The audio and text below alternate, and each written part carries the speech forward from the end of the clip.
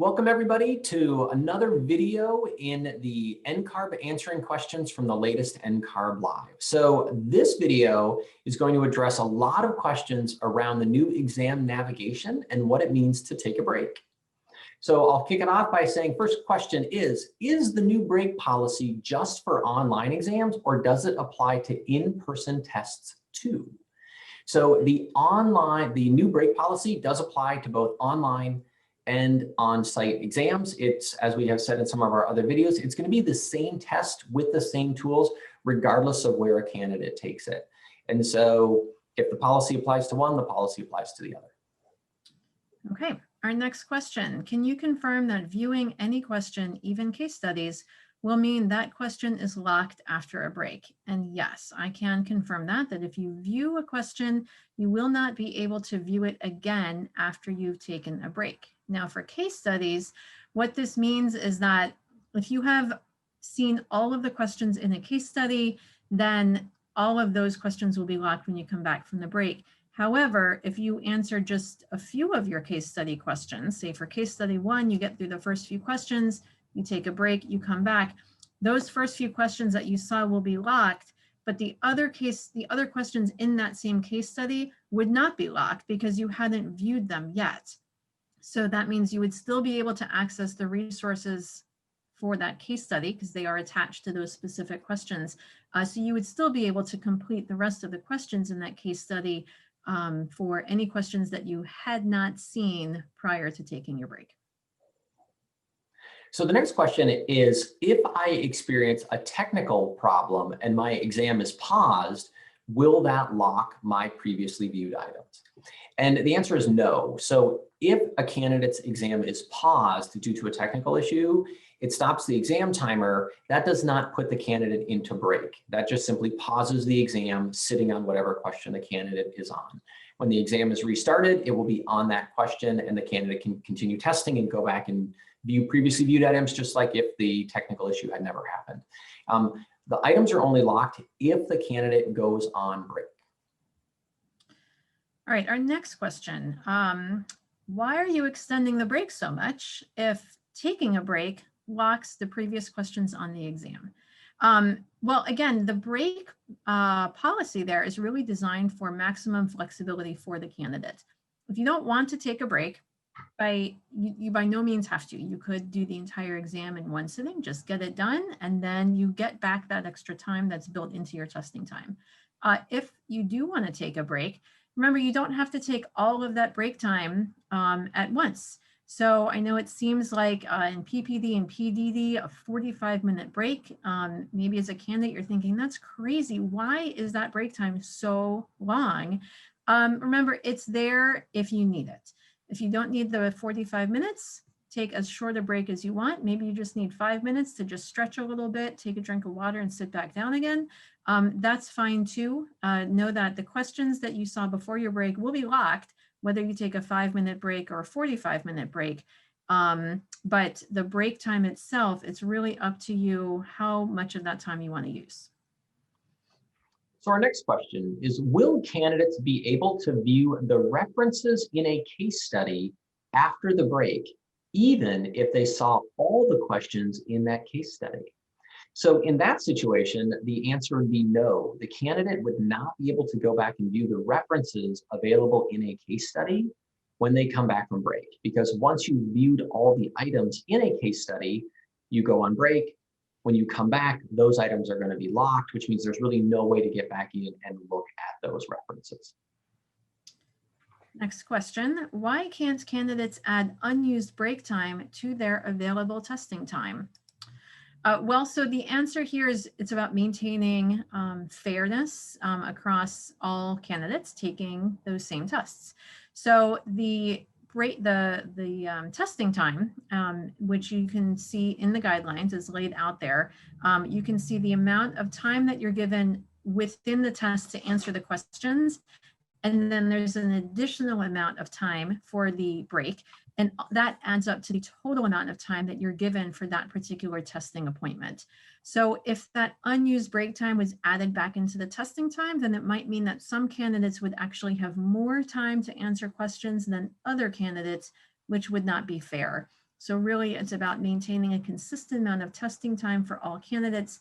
And the thing that varies is how candidates might use that break time during their exam. So our next question, is NCARB concerned that the new break policy may cause candidates to not take breaks? I do think NCARB is going to be monitoring this. I think some candidates may choose to not take a break if they feel like they want to just keep answering questions and go back and review all of them at once. I do think other candidates are going to adapt their testing strategies to go in and really take the exam more in sort of a rhythm of let's answer 20 questions. Let's make sure I've got all those questions answered. And then I'm actually going to go on break and lock them because I know I don't want to think about them anymore, and allows the candidate to then move on to the next set of questions they want to answer again and not worry about those previous 20. But we will be monitoring this to see if candidate behavior does shift in one direction or another. Okay. Many candidates like to quickly preview all items when they start an exam. If we just view an item, will it be locked after a break? And the answer there is yes. If you view an item, regardless of whether or not you click on an option in the multiple choice or type in a response in a fill in the blank, if you just view the item, it will be locked when you return from break. So as Jared was just mentioning, this may cause a shift in strategy for some candidates in terms of how they approach the test during their testing session. And perhaps as a candidate, you might, instead of previewing all of the items, if that's been your strategy in the past, perhaps you just mentally just think about this as being an exam in several sections, and maybe you preview just the first 30 items, respond to those, take your break, and then you preview the next 30 items. If that's a strategy that you've used, you might want to think about ways to just shift that to make sure that the break isn't going to trip you up with locking items. So our next question is, if candidates don't take a break at any point in their test, can they review all the questions at the end of their appointment? And the answer is yes. You will be able to review all previously viewed questions up until the point where a candidate goes on break. Okay. Next question, how do you take a break if you're testing online? So that is a great question. And we will be having some videos that talk about specifically how these tools are used. But the long and the short of it is that in your testing session, you will see the same, test as a candidate would in the test center, where there is going to be a button that says break. So it's going to be in the upper right corner. I think many of you might be familiar with that if you've already been testing in the test center, or if you have experienced the demo exam on our 3-year NCARB record. So you'll be clicking that break button. The software will then give you a quick summary view of what items you've seen and what items you haven't seen. So kind of a reminder of, hey, make sure that if you want to look at these items again, you do it now before you go on your break. You'll then have the option to confirm that, yes, indeed, I do want to go on a break. Now, the added thing that you'll need to do if you are testing through an online proctored appointment is you'll need to now let your online proctor know that you're taking a break. And that'll be really easy. You can actually just speak out loud because you do have that audio and video connection, or there's going to be a chat tool in the online proctoring software. So either way, you'll just want to let your proctor know that you're taking a break so that he or she doesn't think you're just walking away from the camera. When you're done with your break, just like in the test center, you will need to go back through an online security check-in process. So you'll want to make sure that you allow a little bit of time. As part of your break, you want to allow, a few minutes to go through that check-in process, just as if you were in the test center. Once you're checked back in, again, you'll be back in your software and you will say end break, and you'll be back into your exam, and you can navigate to the next question that you want to answer. So our next question is, how much break time will candidates have after the online proctoring launch? So the new break times are going to be 30 minutes for most of the divisions, except for the 2 large divisions, PPD and PDD. They will have 45 minutes of break time each. Okay. Can candidates still mark items for review? Yes, absolutely. The mark items feature is still going to be available within your testing platform. And again, it just comes back to maybe shifting your strategy in terms of how you review marked items, of wanting to make sure you review them before you go on your break, when you come back, you will not be able to view them again, even if you had marked them previously. So the next question, has NCARB considered emergency situations that may warrant an unintended break, which would result in someone being unable to finish those questions? So again, an emergency situation at a test center, let's say all of a sudden the fire alarm goes off and you're in the middle of testing. That is not a break. So what would happen in that situation is if the fire alarm goes off, the TCA, the test center administrator, would administratively pause the exam. And I believe we mentioned earlier in this video that if an exam is paused, that's not a break. When the candidate returns, they would still be on that same question, would still be able to go back and review items. It's only when the candidate implements the break feature that the candidate is on break and those items are locked when they return. Okay. Next question, does a locked item mean that it will not be able to be viewed again, or only that it cannot be answered or modified? So both of those things. If an item is locked, that means you cannot view it, and you cannot modify or change the answer that you had previously selected for it. So if you viewed an item but haven't answered it yet, you won't be able to view it again and answer it. So you want to make sure that you answer all of those questions before you go on your break. So the next question, does the 5-hour appointment time for PDD include the 45-minute break? Yes, it does. The 5-hour appointment time is the total appointment time, which is 4 hours and 5 minutes of testing time, the 45 minutes of break time, as well as 10 minutes for some intro and exit screens while testing. Next question. If I access the first question of the case study before a break, are all questions within that case study then blocked after my break? All right, so we spoke about case studies a few minutes ago. So just reiterating here that the other questions within that case study would be available to you after you come back from your break. That first question sounds like you viewed it before your break. That one is going to be locked. You won't be able to go back to it. But remember, the resources for a case study are viewable within every item within that case study, meaning you won't lose any access to any of those case study resources. You would just not be able to see whichever case study item you had looked at before your break. So our next question says, if I want to take an informal break and use the restroom without clicking the break button, will I have the opportunity to review previously viewed items? First thing we need to point out is that there is no such thing as an informal break. Candidates, when they do get up and walk away from the workstation, whether they're in a test center or whether they're online testing from home or some other remote location, must execute the break function before they get up and leave the chair. If they do not, the test center administrator is going to consider that the candidate has abandoned their exam appointment. And so it's really critical that every candidate, if you're going to leave the workstation, that if you're online, you notify the proctor in advance that you're going to take a break. The proctor is going to verify that you have entered the break screen. If you're at a test center and you get up from the workstation and go to check out of the room, the proctor at the test center is going to verify that you have executed the break function on the computer. All right, so our next question, how does this new break policy comply with test takers who have autoimmune disorders, might be diabetic, etc., conditions where they might need to take breaks suddenly and urgently, and not be able to take time to review all of their unviewed questions? And so I think what candidates should remember is that NCARB has always had an accommodations process, and that we will continue to have an accommodations process. So if you have a medical condition or a temporary condition, something that might affect your ability to test according to standard policies, then by all means, reach out to NCARB's customer service department. The information about that is included in the ARE guidelines, and our team can work with you to determine what sort of accommodation might be useful and appropriate for you, so that we can implement that prior to your taking your tests. So our next question says, if I skip ahead to do the case studies first, will it mark all previous questions as incomplete and thus unable to be reviewed after taking a break? It will not. So what you would want to do in that case is you will be at the exam summary screen you will want to then click the first case study question, and it will automatically jump you to the first case study question.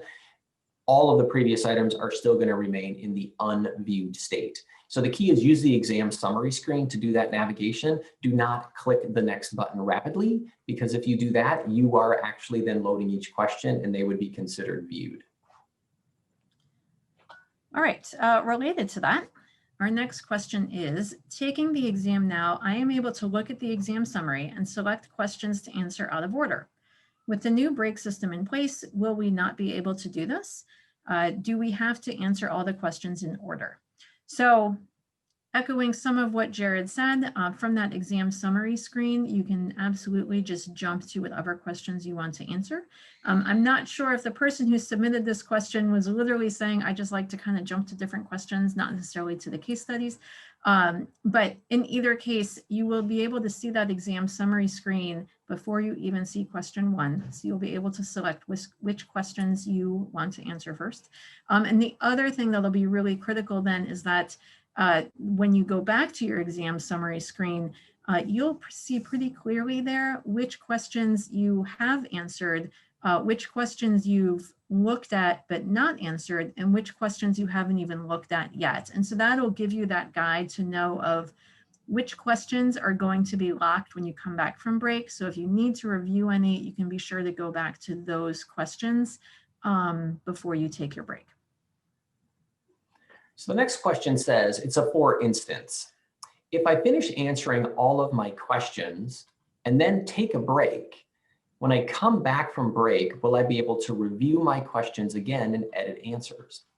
And the answer to this is no. So if you answer all the questions, that means you have viewed all of them. If you then go on break, when you return, all of those questions would be locked. Okay. Similar question here. Can we go back and provide answers to incomplete questions after the break? Or are they locked and therefore automatically wrong since they are incomplete if you don't answer before a break? So yes, as Jared mentioned, those questions are going to be locked when you come back from the break if they are incomplete before you go on a break. And again, incomplete is something that you have looked at but have not yet answered. So if you haven't answered them, then you won't be able, you don't have the potential of scoring a point. So again, this goes back to a previous video where we talked about scoring and every question being worth 1 point. And so if you view a question, you don't answer it, you go on break, you come back, those questions are locked. That is now a whole bunch of points that you're not going to be able to earn. And so that's really a missed opportunity there to score questions on the exam. So it is really important to make sure that you don't leave a lot of those incomplete questions when you go on break, because they will be locked and thus not eligible for points when you come back from your break.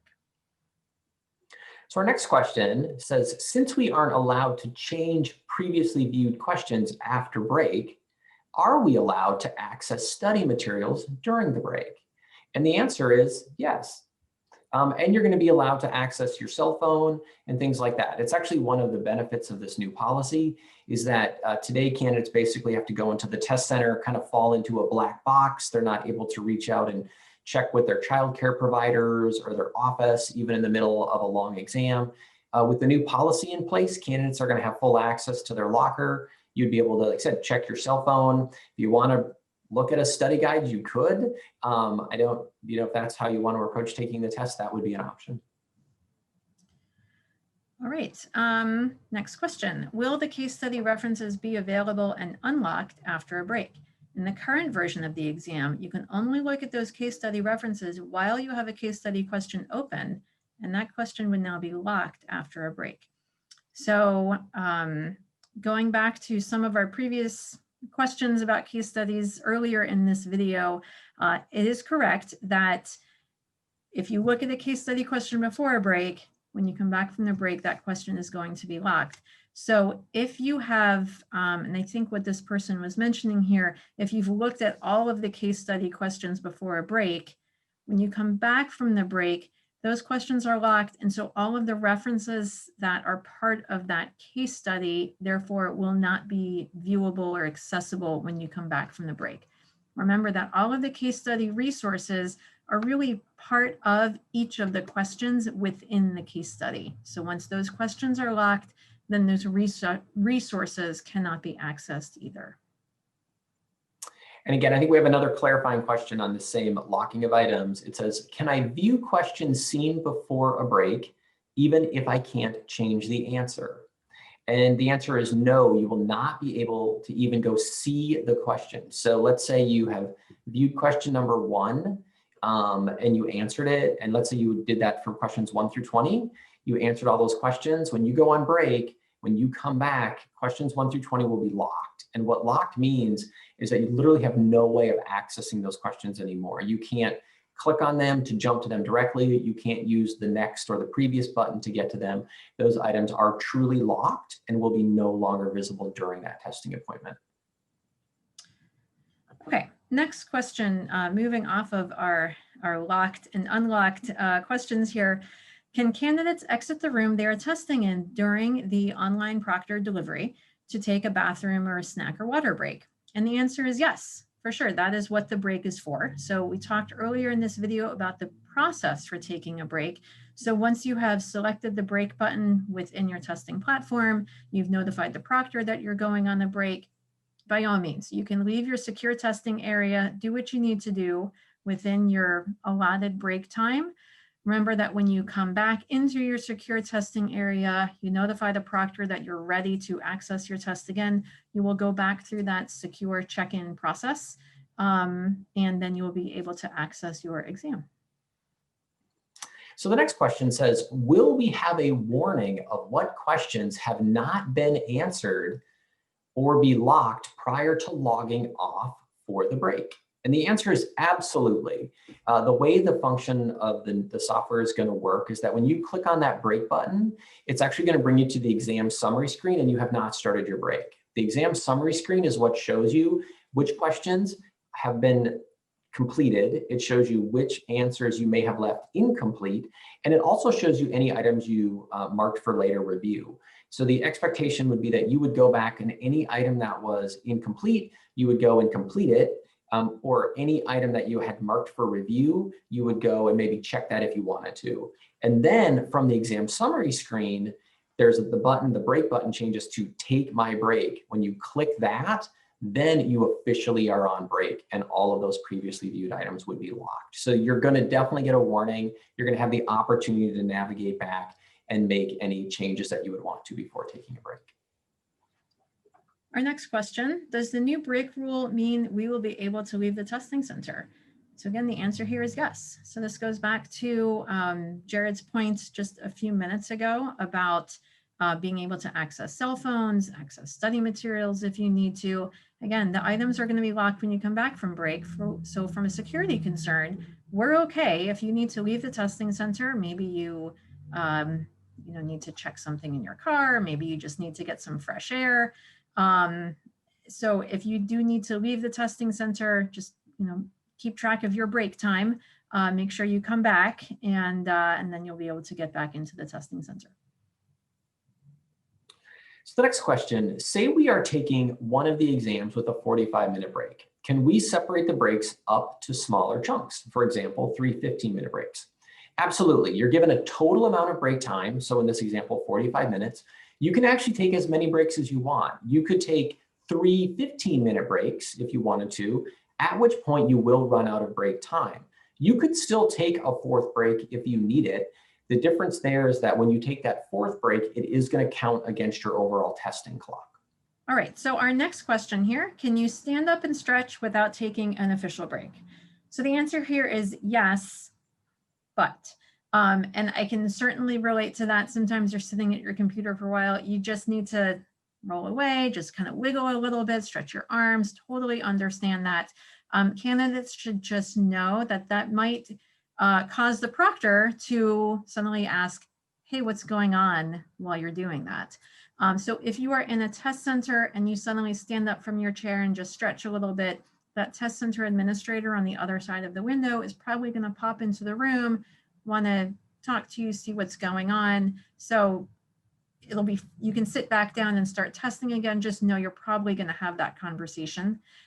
If you're in the online proctored delivery, similar thing is you want to make sure that you stay within the frame of your camera. So if I'm stretching, I don't want to move off camera to the side. I want to kind of stretch on camera. And in fact, I might take the opportunity to actually notify the proctor ahead of time through that chat tool or just by speaking out loud. Just say, hey, I just need to stretch for 30 seconds, stay within the view of your camera. Maybe don't do that over and over again. That will start to raise some alarms, but certainly letting the proctor know what's happening there and staying within view, and that is a reasonable thing to do during your test. So, and Michelle, I think I'll follow up a little bit on that. You had mentioned earlier about testing accommodations. I think there's normal stretching, which we all do, and you'll see me shift in my chair, just like you had said, and you can kind of stretch your back and your arms a little bit. But if you're someone who has a medical condition that needs to do like true stretching and more frequently while taking a test, that is the perfect time to get an accommodation that allows for additional like break time. So you could just take an official break. You don't have to worry about being on camera, and you could do it that way. So remember, the testing accommodations are in place for candidates who need to do additional stretching exercises. I know we have some of those approved today for some of our candidates. And now I'll bring us to our last question on this video, which is, do we have full access to our lockers then, since we can't go back to previously answered comments? And similar to the question answered earlier, absolutely. If you're at the test center and you go on break, you have full access to your locker. If you are testing in an online environment and you're on break, you can certainly get up, leave the room, go to your refrigerator, do what you need to do, or go to the refrigerator in the office, have your beverage, take your break, and then come back, go through the check-in process, and then get back into testing. So thank you very much for watching this video. We do know there are a lot of questions on the navigation and break changes that are coming with ARE 5.0. We hope you found these answers helpful and really clarified the situation. When we do launch the demonstration exam, you're going to have an opportunity to experience exactly what the flow is like as far as taking a break. As Michelle had described, I think once you're able to do that, you'll see how easy this is going to be for you, as well as, again, adjusting a little bit of your testing strategy to make sure that you take those breaks at an appropriate time. You're checking your work as you go, and then sort of just moving on from those questions and then not worrying about them. So thank you very much.